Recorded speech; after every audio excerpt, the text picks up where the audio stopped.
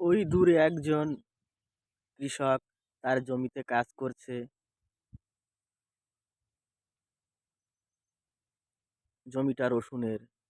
রসুনের জমি কোপাচ্ছে।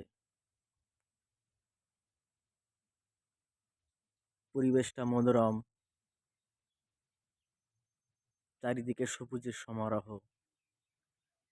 আবার এই গাছটায় একটিও পাতা নেই। একজন আবার এই গাছটিতে তার জামা প্যান্ট শুকাতে দিয়েছে। শুধু হলুদ আর হলুদ, সর্ষে ফুল।